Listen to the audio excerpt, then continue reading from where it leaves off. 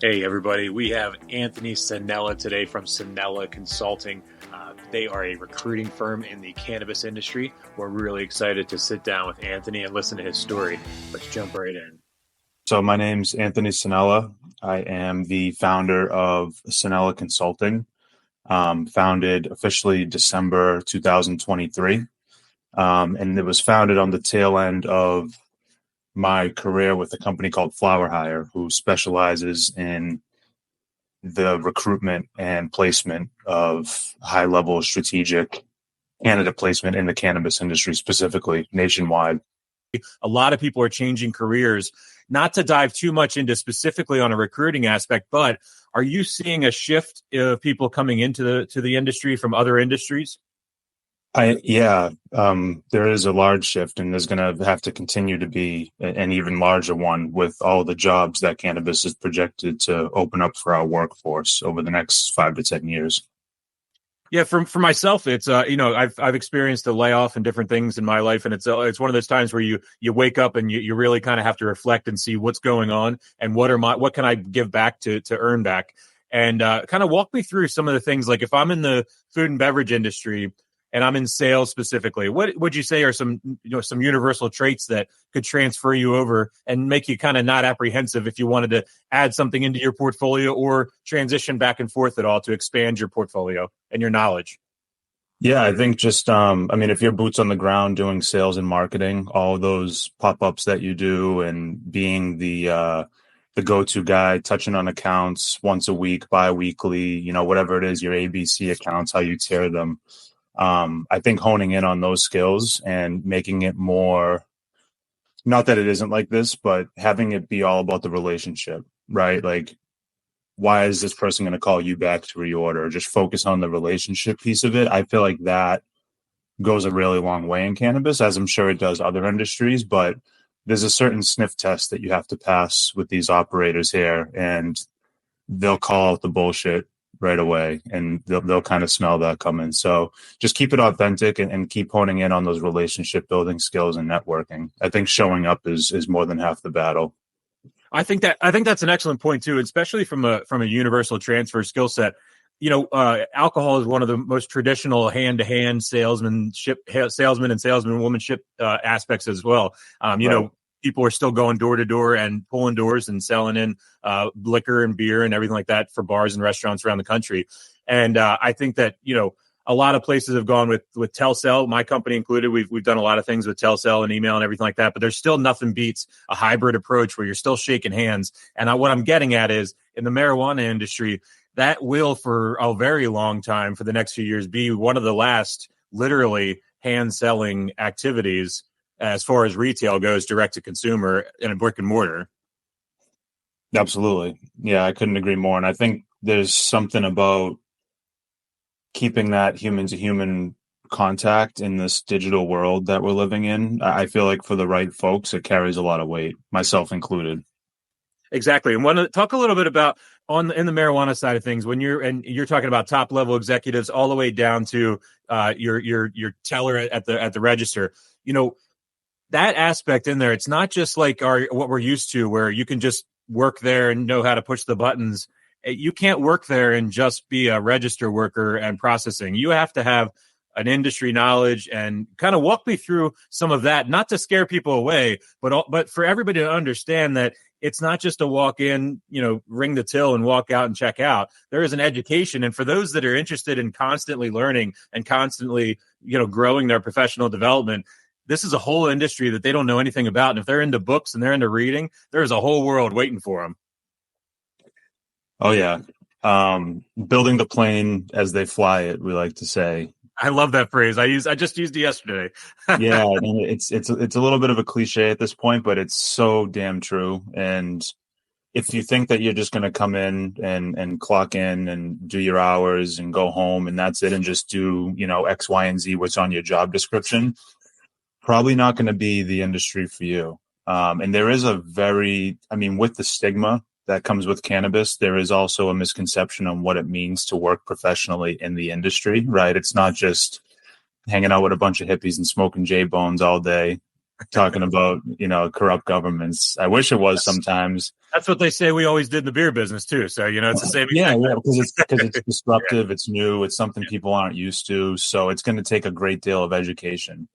And to your point, I think that somebody needs to want to come into a situation and be able to build and do a lot with the little and get nimble, wear all the hats, get new experiences, right? If you see somebody asking you to do something outside of your job description as a burden rather than an experience to learn a new skill and have it being a learning opportunity, then that's going to be an issue right there. That will be a disconnect that eventually is going to catch up to somebody. And the industry might not be for you if that's sort of how you think about it, and that's totally fine. It's not for everybody. I think trying to pretend like it's for everybody and forcing people in, trying to fit a square peg into a circle hole, like that's where you run into issues and why we see such high turnover rate, especially at the retail level. For you specifically, Anthony, like you've made significant career changes from education to technical writing and now in the cannabis space and also in men's grooming, which we'll have to talk on a side note about that unless it comes up here. We have a mutual side business of men's grooming back in the day. What are driving these changes and how have you navigated those challenges of switching those industries? Yeah, man, to keep a beard like that, I have to assume you're into men's grooming products, at least a little bit. It was realmengroom.com. Wasn't that the greatest domain ever? Yeah, that's a good one. We still have our domain too. But 2018, I graduated my undergrad at the University of Massachusetts Lowell. Had a degree in sociology, which was great, right? But super broad. I didn't really know how that was going to be applicable to the workforce. So once I graduated, a buddy of mine hit me up saying, "Hey, I got a spot open on my team at Robert Half doing tech recruiting in the Boston tech market, software developers, software engineers, all that." And I'm pretty tech savvy, I would say. Grew up playing video games and during the internet boom and all that, so I'm good with it. But was never like a tech nerd by any stretch of the imagination. It didn't really fascinate me like that. So I did it just for the experience, more or less. And after about a year, got pretty burnt out just by the whole corporate thing. It was a very large company, sort of felt that cog in the wheel kind of notion that comes along with that. And it didn't take me too long to realize that wasn't for me long term. Didn't really know what I was going to get into after that. I was in sort of like this dilemma mode, and I had an opportunity present itself at a local high school to kind of take they were willing to put me on a track to become a teacher. So start substituting, become a paraprofessional, work with the kids, find out what grade level you like, and get your certification. So I started that path October 2019, and then the world flipped upside down in March, right, with COVID. So then I saw a different side of the education system, and it was more of like trying to get these kids acclimated to the whole mask and 6 feet apart. And, that's a whole nother conversation. I won't open that can of worms, but that I quickly again realized, okay, maybe this isn't it either. Right. So a little bit of this, I've always been somebody who, if it doesn't feel right in my gut and it doesn't give me that self-satisfaction, obviously needs to, fill the wallet a little bit too, being realistic, but like I'm always looking for what fills my cup. So I figured let me shake off my resume and get back on LinkedIn. And funny enough, that recruitment experience that I picked up at Robert Half is what caused somebody in the cannabis industry to reach out to me asking if I had ever considered recruiting in that industry. And backtracking a little bit here, 2018, when I first graduated college, that's right around the time when rec started like humming in Massachusetts. I think it officially passed in 2016, but 2018 is when things really started to come to fruition. And I wanted to get involved. I've been a cannabis consumer since high school, and it's something that's been a part of my life and something I owe a lot of credit to for me being able to make it through college with whatever, it was super helpful for me. Anyways, when 2018 happened and I graduated, I was in no situation to go apply for a license, right? I didn't have the money to be doing that or the capital. So I put it on the back burner. But when this gentleman reached out to me, it was kind of like a full circle, like aha moment, and even though I had two other competing offers with higher base salary ranges and higher earning potential and all that to go back into tech recruiting, I just had to roll the dice. I knew that I would not forgive myself if I just went the comfy, cushy route back to what I knew and didn't get my foot into the door to cannabis when I had an opportunity to. And now fast forward 2 years and here we are. Now, what eventually from flower hire to there, you kind of to where you are now with your running your own consulting, what do you see as kind of the future of recruiting in the cannabis space? And I know for some people, if they're living under a rock, they're going to be shocked right now to hear the words recruiting and cannabis and everything like that in the same sentence. But welcome to 2024, everybody. So, Yeah. it is a real business with real executives, with real suits, doing real things with real people and real T-shirts, shaking real hands and making real differences in people's lives. This isn't just talking about something that is the recreational fun thing. This is a product that is changing lives, both from a joyous recreational thing and from an actual health standpoint. And what a beautiful product to have in the market that can do both things in a positive impact to society. What a time to be alive. I couldn't have said it any better myself, Nate.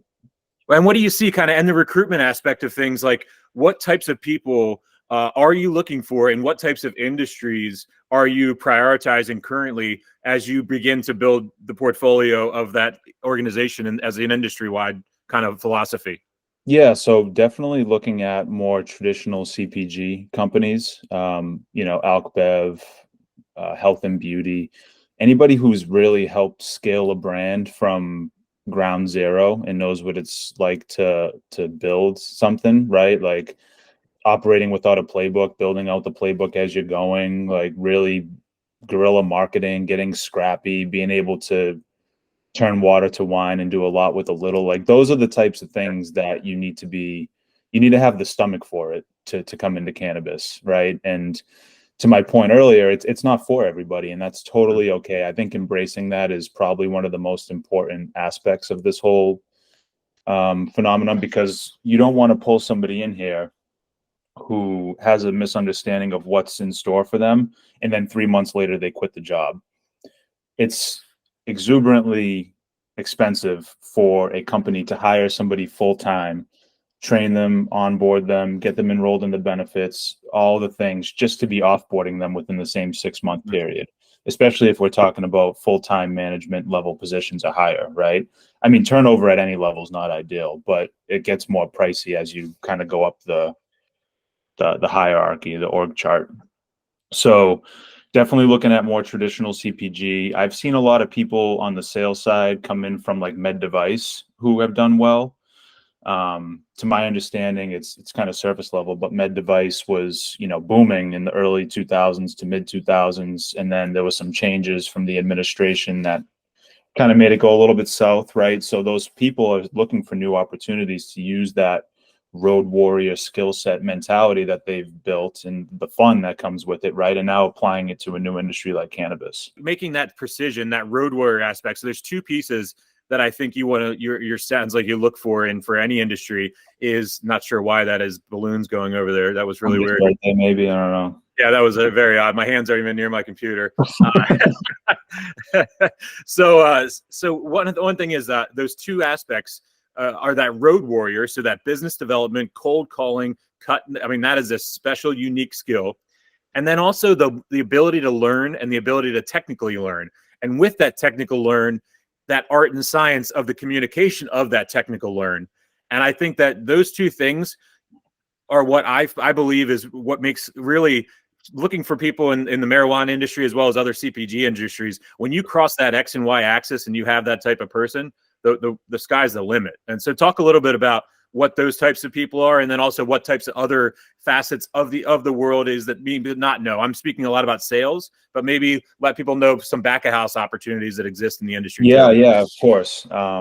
So sales we got covered, and then I think for back of the house positions, people typically who have some type of manufacturing experience translate really well into cannabis. Those who, if we're looking at accounting or controllership type roles, understanding what costing, cost accounting, really finding ways to get the cogs down as much as possible, right? It all comes down to costs for these folks.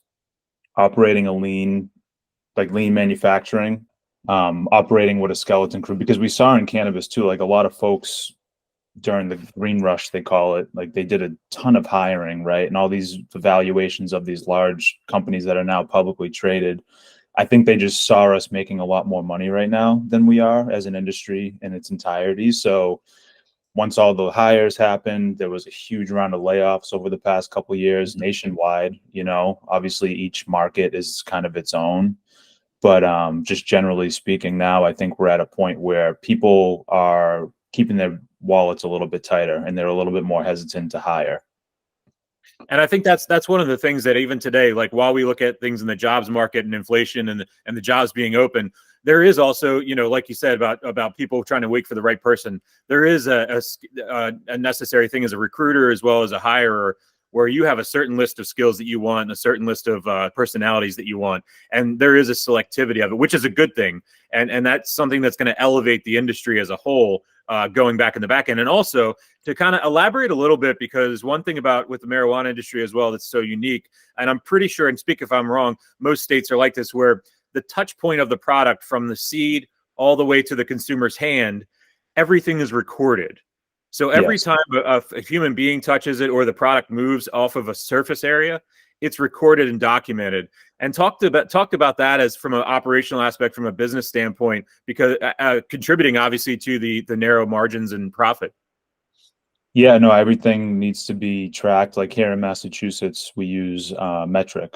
Metric is the system, and everything from the moment, to your point, the moment that the seed's planted in the ground until the moment that the consumer grabs and purchases the product at retail level, that all needs to be documented. So people who have really high level understanding of compliance in this industry, I think is really the backbone of an operation, because you already have a target on your back being a cannabis operator, right? So you really want to cross your T's and dot your I's when it comes to manifestations and all those things to make sure that you're running a compliant and tight ship.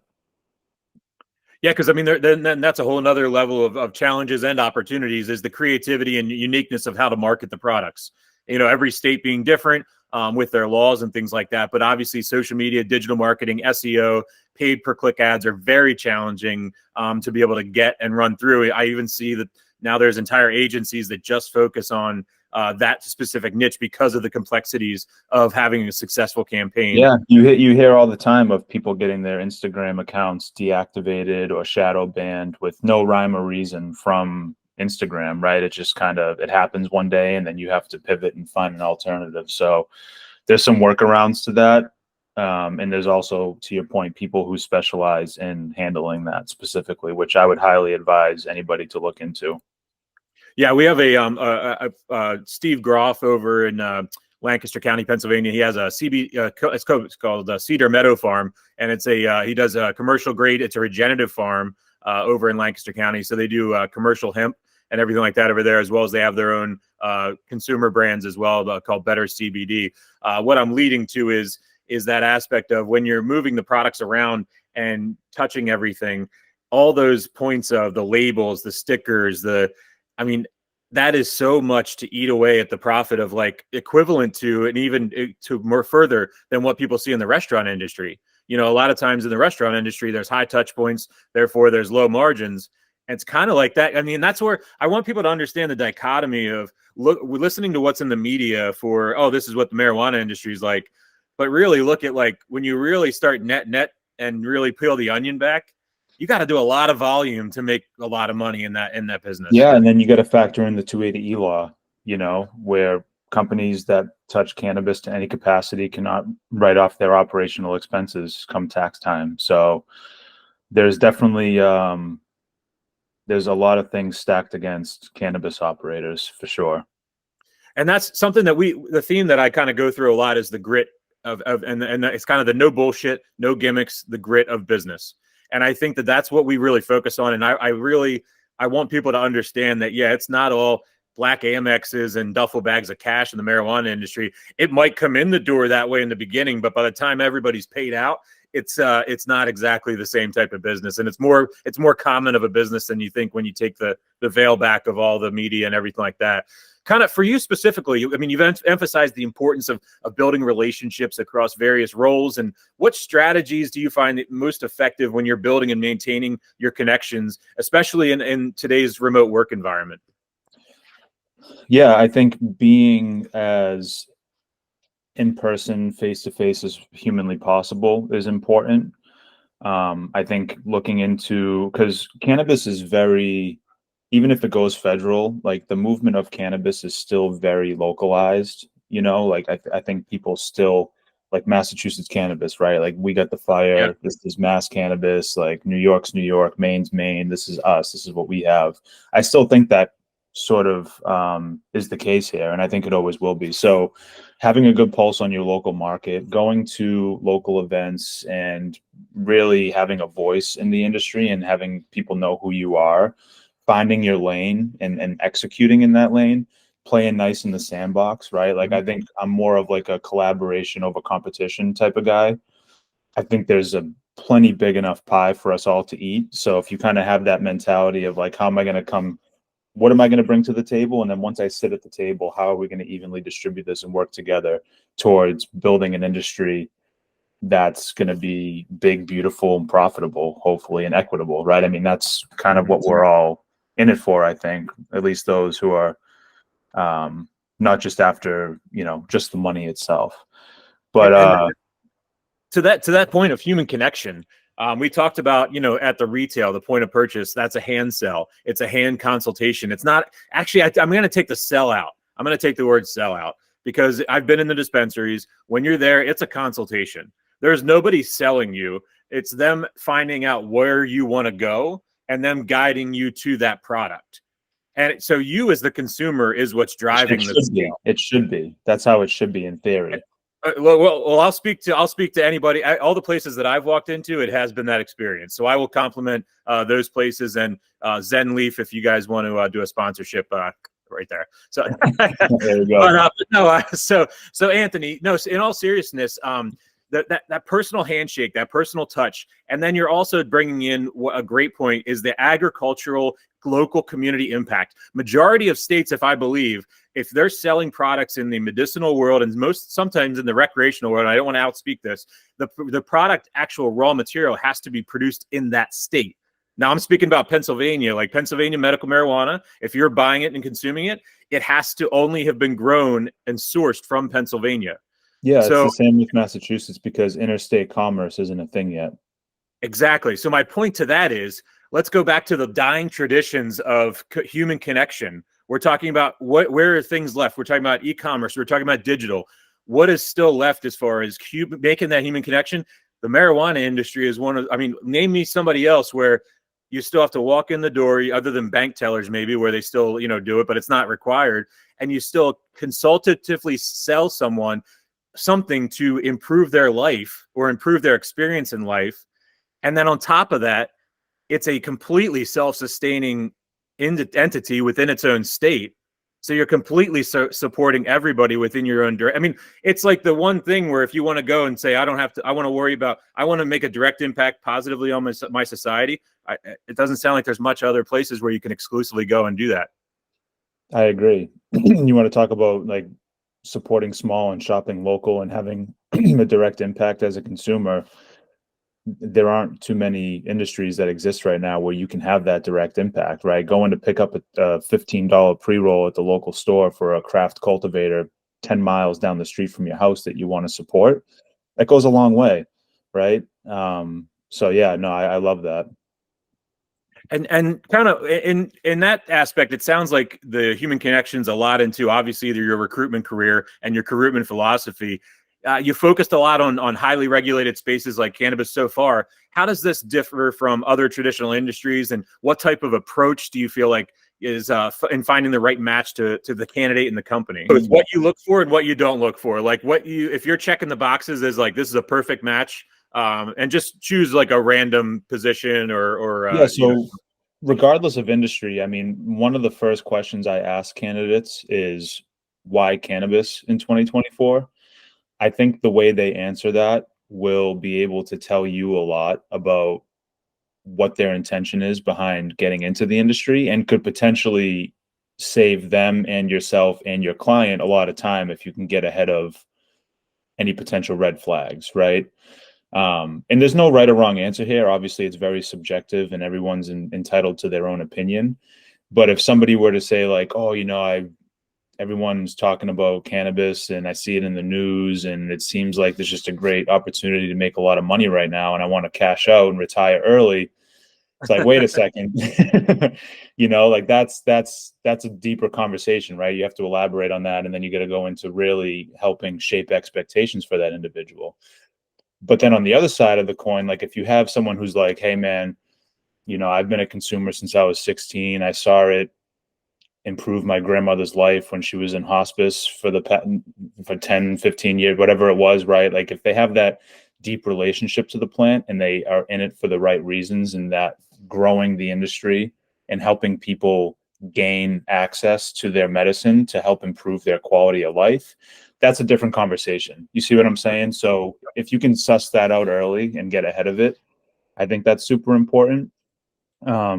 And then just looking at their jobs. I mean, earlier I touched on having any type of experience scaling a startup company is important, right? Like not just, oh, I did inside sales for a used car parts company, right? Like it's like, no, I went out and I 10x revenue over the course of 2 years, and they have tangible quantitative data to back that up. Like that's the type of stuff that people are typically looking for in resumes. And then for things that you maybe don't necessarily want to see, and I don't want to generalize here, but if you're looking at industries that have the reputation of being a little bit slower moving and really siloed in how they operate with their roles, right? Like if you're going into a college and you're just doing specifically admissions work in one department, there might be some transferable skills in there, but that situation in itself is tricky to transfer into cannabis. And again, I'm not saying that it's not possible. It's just you're going to have to really spell it out for them and walk through kind of what's expected. And yeah. No, that's I appreciate you bringing that part up. When you're talking about the regulations and everything like that, with the cannabis industry being so regulated as it is, where how do you is there an email blast that comes out weekly or daily, or how do you keep up with all the various changes and regulations? And also, for your standpoint, do you also work just in Massachusetts, or do you work recruiting on a national level? Yeah, so my work is mostly in the Northeast. Obviously, Okay. I'm born and raised based in Massachusetts, so this is my main area of focus. But the Northeast at large is really where I operate out of and service. But So how do you guys keep up with regulations in the industry, communicating them out? yeah, Yeah. I love my Google alerts. Okay. I set Google alerts on my inbox every morning. I make it for once a day, so typically around this time or a little bit earlier, I'll get my Google notifications about all the keywords that I've Mm-hmm. asked it to alert me on. And usually it'll be like, in recruiting, we use Boolean searches. I'm not sure if you're familiar with what a Boolean search is, but you can set the parameters specifically to what you want Google to alert you on, the types of articles, and it'll put it all together in one concise email and send it over to you. It's actually awesome. But I'll use that. And I also, having now 2.5 years of experience under my belt in networking, I know sort of who to ask when I have any specific questions about events or, staying in the know, keeping my relationships warm so I can pick up the phone and just have a conversation and ask questions. Those are kind of my approaches. And LinkedIn, of course, LinkedIn's super powerful. Yeah, LinkedIn's been incredible for that, and then with the searchability of it, just adds a whole nother level. Anthony, outside of the cannabis space, and speaking about everybody else, let's talk about you and your personal career. Kind of what your personal growth. I mean, you graduated 2018. You said. Yes. All right, so you're 6 years from graduation. All right, the graduation's already over with. You've worked. Where'd you go to college? UMass Lowell. Awesome. All right, so you got that diploma in your hand. Take mentally, physically, viscerally. Go back to that moment. What was ahead of you? What was the 5-year plan at that moment, in that moment? Oh man, it was overwhelming because, again, like I was saying earlier, I had a degree in sociology and I knew that was really broad. And explaining to somebody what sociology is in a job interview is something I had to work through trial and error, right? Because I just never had to do that before. So that was interesting. I knew that I didn't know necessarily what I was going to be getting myself into, but I knew that from a high level perspective, what I was going to get into, I was going to do it to the best of my abilities, and I was going to do it really well, and I was going to make a name for myself, and I was going to continue to build momentum for my own personal career. Because I've always been, the way I was raised is, if you're going to do something, you got to do it right, right? Like, why are you going to waste your time? So I've always been that 110% effort type of guy, showing up day in and day out for me, my teammates. Like, that's kind of the way I approach my work personally. So I didn't know necessarily what the 5 years were going to look like, but I knew that I was in a situation to now execute, because people like myself who are raised from a single parent household don't always necessarily get a bachelor's degree, and I know in today's world, a bachelor's doesn't hold a whole lot of weight compared to, the master's, the PhDs or whatever. But for me personally, that was a huge feat, and something that I really take a lot of pride on, was being able to finish out my undergrad and get that degree. So that was just kind of like my stepping stone and launch pad to whatever was going to come next. And then I did have in the back of my mind, though, that eventually I was going to find my way into cannabis. To be totally honest with you, I didn't know how it was going to happen, but I knew that that was going to be in my future. I stick to a same phrase, even in business and everything like that. From back in my high school wrestling days, our motto was, if you're going to hit it hard. And that literally has been my motto for everything. And then on the flip side, I had a football coach who one day I messed up play, and I always messed up the plays every time. I just could never keep the play straight. So it was like, all right, you just want me to plow the guy in front of me? That's fine. I'll do that. But all these little wing here, out here, like I don't get all that. But long story short is, I made a mistake on a one play, and he made the comment of if you're going to make a mistake, just make it the best mistake and the hardest mistake you ever made. He's like, because most likely you can make a mistake so hard it can turn into a positive opportunity. And it was such a weird concept at the time. And I remember myself on the football field in high school thinking of this moment, and it still is my moment all the time. And I take that phrase and I take that moment, Matt Coretti, Mercersburg Academy, thank you very much, and take that moment and say, like, is this a mistake? And if it's a mistake and I'm not sure, I'm just going to do my best job possible. And then that will determine the outcome. And I appreciate the way you phrase it and the way you look at things is, yeah, you'll want to be the best thing you can be in life, but only you can do that. I mean, wanting to be your own boss 5 years out of college, it takes grit. It takes cojones. It takes all that. And that's the thing is, and I'll speak to you. Like, I'm by no means a millionaire to preach down on you. I'm just a guy that likes to connect people. I graduated in 2008 from Drexel University and started this business right here that we're actually communicating with. So, like, my business was a college idea, and it started out with booking bands, and that's what the idea was. And the business has just literally never changed its name because it was so general, called Free Mind, and it's just evolved over 20 years now. Well, congratulations, man. It's I've always been sort of entrepreneurial in spirit, in that when I see a good product or I see a service that I like, I want to understand deeper, like, okay, who started this? Why did they start it? What gap were they filling? Who else is filling this gap? Where, you know what I mean? Like, I start to peel back the onion a little bit. And I've always viewed business that way. All the way back to when, we were teenagers, just shooting the shit, smoking J-Bones, talking shop, like trying to figure out what the hell we were doing here on this earth. Mine was a can and occasionally an apple. Yeah, of course. You got to. It builds character. The old Poland Spring water bottle. We call them ghetto bongs. Well, hey, that's awesome there. Well, as far as you're going back over to that marketing opportunities and what you see from a marketing standpoint, where is what kind of marketing is currently done? Like, how do you jump from the cold phone call to, like, walk me through a recruitment life cycle of touch points? You don't have to give me any of your secrets or anything like that, but, like, kind of, how do you start, and then where do you kind of walk them through from there? Yeah, I think to start, day one of recruiting in an industry that you've never worked before, it just went back to what I was saying earlier of like getting out there and making a name for yourself and networking in real time, in real life. So that was a huge part of my early success, was being able to connect with people in person and then letting the relationships build from there.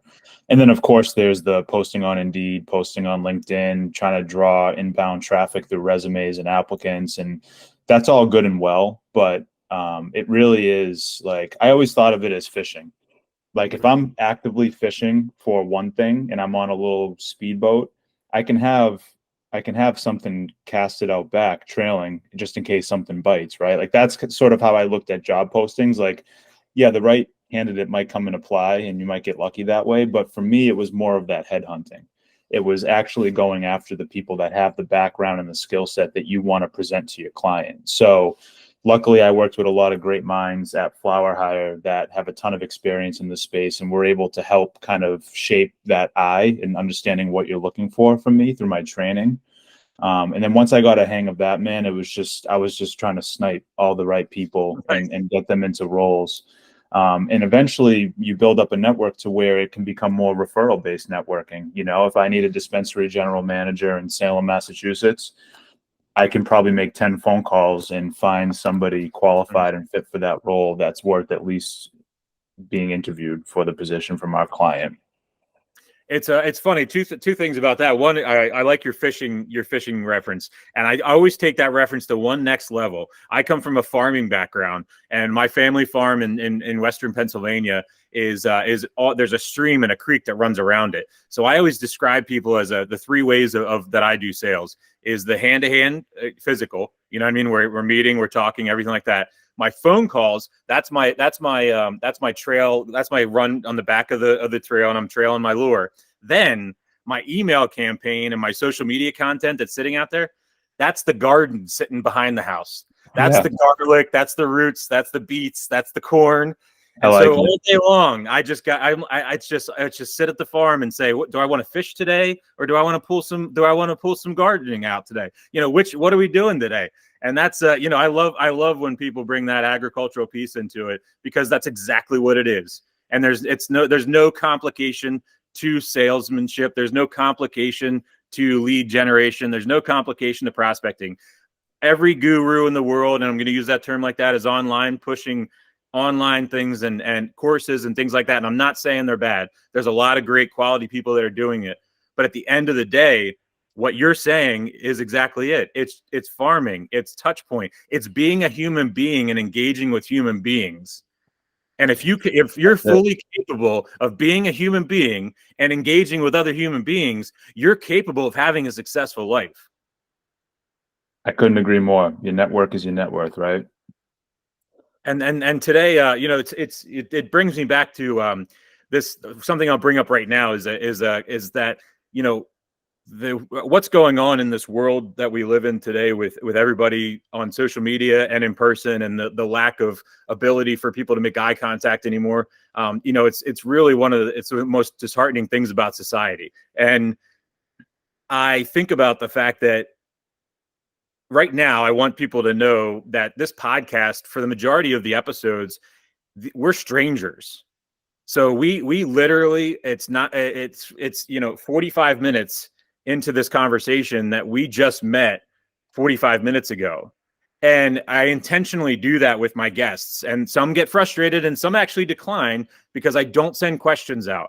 I don't send prep out. I don't have a meeting with you prior. It's like one of those things that's not the way I want this to be. I want people to see the human connection and the possibility to have civil discourse and bridge the human being together, that at the end of the day, it doesn't matter anything about your views of certain things in life, because we're able to connect on what means to us. You can have your other life of your other things, and that's fine, but we connect on what we need to connect on. If everybody focused on connecting what they needed to connect on, it's actually what literally is, you visualize a jigsaw puzzle and there's a clear picture of what's going on.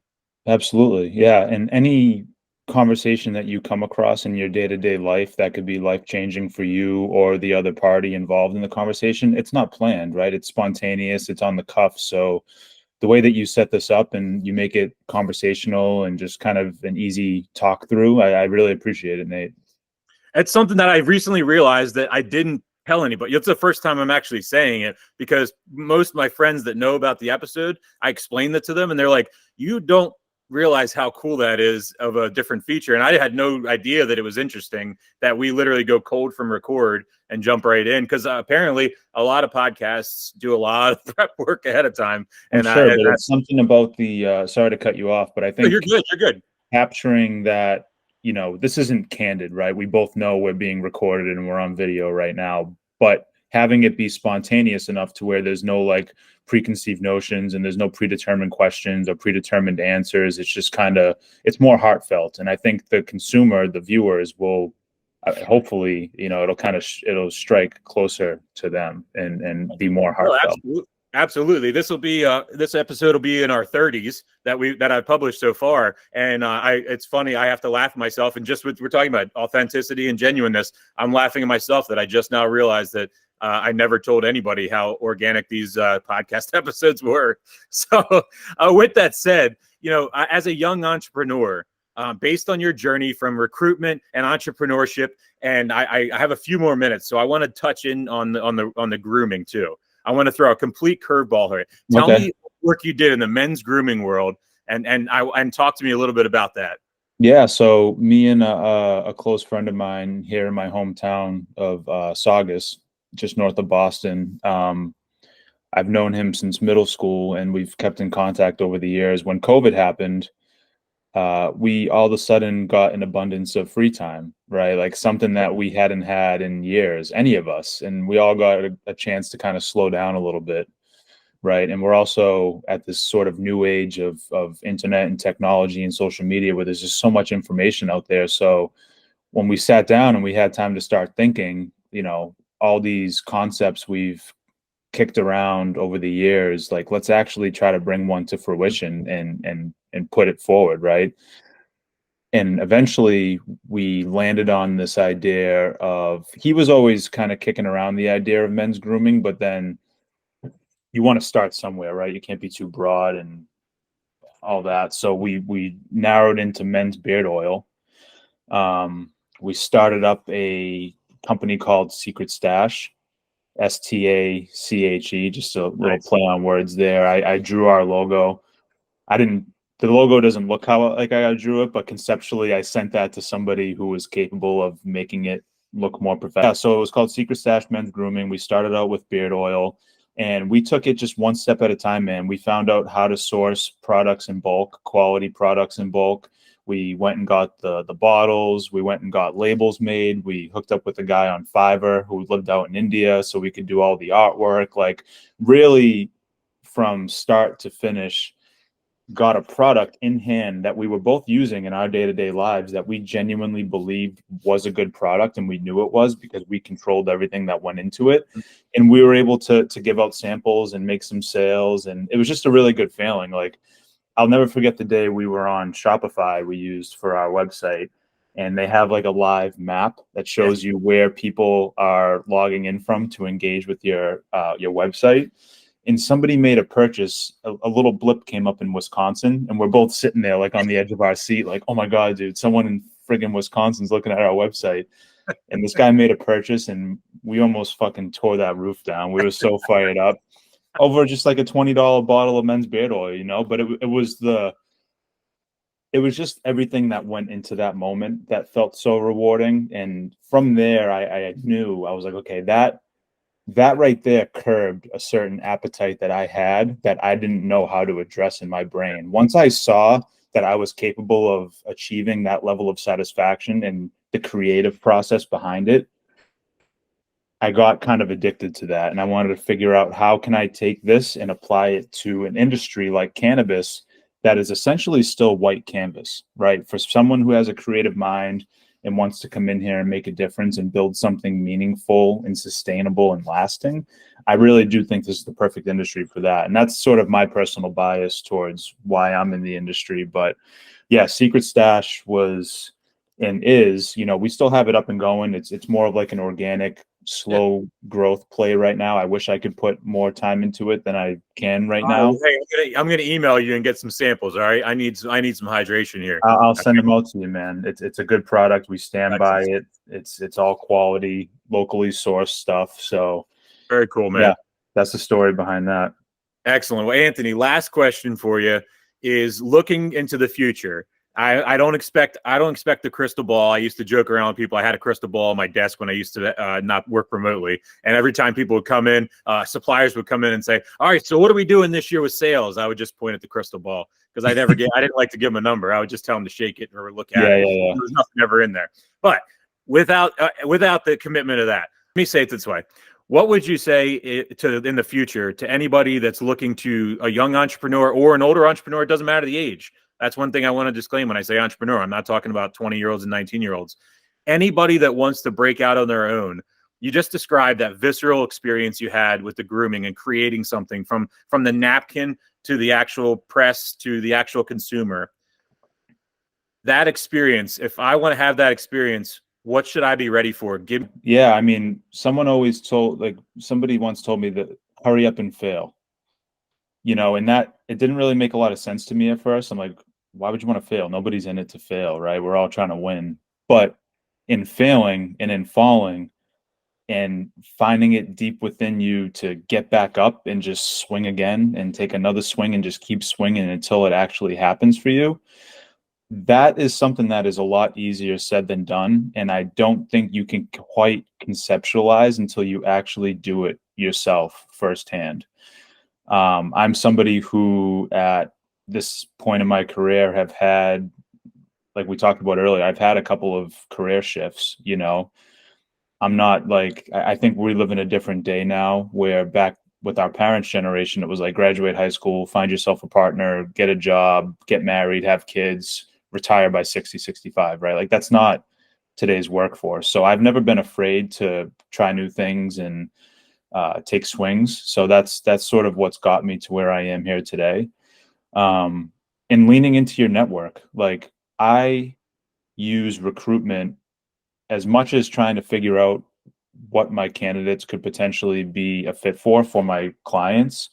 I also use it as like an informative interview for myself to understand like what's really happening in your day-to-day life. What are you doing in this cannabis operation? So I can hopefully understand the interconnectivity of all these roles and have more of a holistic understanding of the industry.